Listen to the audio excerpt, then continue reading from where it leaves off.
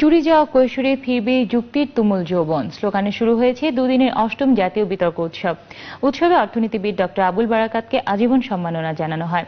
বিতার্কিকদের দেশপ্রেমে উদ্বুদ্ধ যোগ্য নাগরিক হিসেবে গড়ে ওঠার আহ্বান জানান বিশিষ্টজনেরা। রাজীব দাসের রিপোর্ট।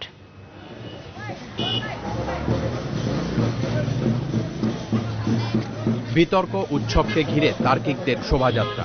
সংগঠনের 10ম বর্ষপূর্তিতে এ আয়োজন করে national debate federation Bangladesh NDFBD। এর মধ্য দিয়ে শুরু হয় দুদিনের অষ্টম জাতীয় বিতর্ক উৎসব। বাংলা একাডেমি মিলনায়তনে উৎসবে অংশ নিচ্ছেন সারা দেশ থেকে আসা শিক্ষক শিক্ষার্থী এবং ডিবেট ক্লাব মডারেটর সহ প্রায় 2000 বিতার্কিক।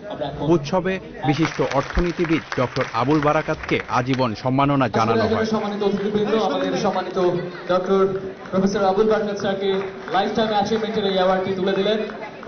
আমাদের বিশ্বাস এই বিতর্কের সৌন্দর্য চর্চার মধ্য দিয়ে যোগ্য নাগরিক গড়ে তোলার উদ্দেশ্যের কথা জানান আয়োজকরা। আমরা মনে করি যে সমাজটি বেড়ে উঠবে আগামীতে, সেই সমাজ কি নিয়ে বেড়ে উঠবে?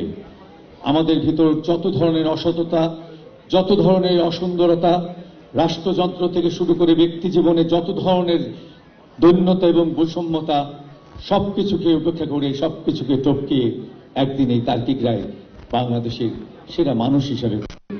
বিতর্ককে সত্য উদ্ঘাটনের শক্তিশালী উপায় উল্লেখ করে বিশিষ্টজনেরা দেশের সেবায় তার্কিকদের নিবেদিত হওয়ার পরামর্শ দেন।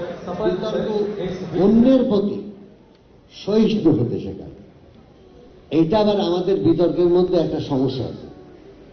এই সমস্যাটা হলো এমন ভাবে অ্যাটাক করা হয় যে পারলে গায়ের উপর উঠে যায়।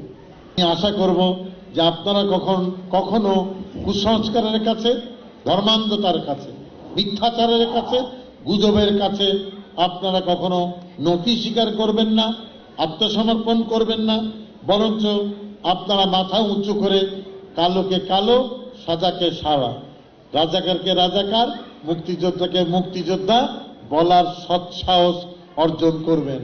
মনে রাখবেন, এদেশের মালিক আপনারা আপনারা আপনারা। তৃণমূল পর্যায়ে বিতর্ককে ছড়িয়ে দেওয়ার প্রত্যয় আয়োজকদের। Rajib Das, Channel I, Dhaka.